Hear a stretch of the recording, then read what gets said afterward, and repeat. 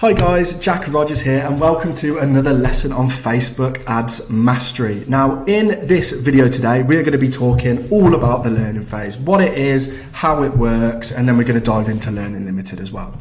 So just to give you sort of a very brief overview, whenever you create an ad set and select an objective, Facebook will optimize your campaign for that objective, right? So in other words, Facebook will put your ads in front of as many people that are likely to take that desired action. So as an example, if you select, I don't know, say traffic campaign, then Facebook will serve your ads to the clickiest people in your target audience. Now, for Facebook to do this effectively, they have to test, right? So early on, when you first launch an ad, they are going to show your ads to as many different types of people within your target audience. It's essentially the only way for Facebook to figure out who's most likely to take that desired action. Now, in terms of when the learning phase finishes, it usually ends when you've generated 50 optimization events over your attribution window, which is most likely going to be 7 days. So in terms of like the optimization events that it could be, if you have a lead campaign, for example, that would be 50 leads. If you have a sales campaign, it's going to be 50 conversions, whether that's purchases, initiate checkouts, add to carts. Now, one thing that is important to note, that if you're optimizing for conversions, it needs to be inside of that attribution window, so that 7-day time frame, which is going to be the case for most of you. So Facebook won't stop generating and gathering data and optimizing once the learning phase has ended, is something just to bear in mind. So the longer your ad sets and your ads are active, the more optimization events you generate, the easier it's going to become for Facebook to optimize your campaigns, which means over time you should get a reduction in cost per lead or cost per optimization event, which again will lead to much more stable results. Now, the learning phase is a crucial part for consistency when generating Facebook campaigns, and one massive piece of advice that I can give you here is to not make adjustments early on. And this can be incredibly difficult, especially if you're new to like the Facebook advertising space.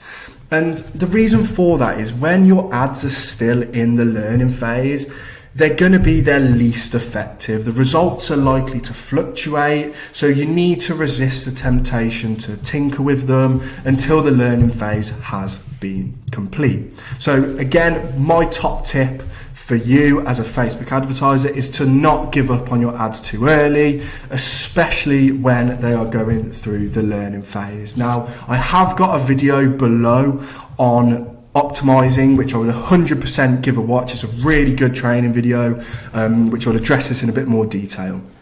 So don't judge your ad performance until the learning phase is finished. You're going to get much more accurate results and representation of the performance once they have. Now, I just wanted to sort of touch upon when an ad will go back into the learning phase. So whenever you first launch an ad, it's going to go into the learning phase, but when you make adjustments as well, it's also going to go back into the learning phase. So when you make small adjustments, such as a slight increase in budget or setting a budget cap, for example, or a bid cap, should I say, you're not going to restart the learning phase there. But bigger edits will reset it. And what I mean by bigger edits is going to be changing targeting. Maybe you change the ad creative. Maybe you pause an ad set for longer than 7 days. Maybe you change the optimization event. Maybe you change some of the copy. So if you do need to make significant adjustments to your ads, then by all means do so. And you should not let the learning phase stop you from doing that. But that's just something to bear in mind.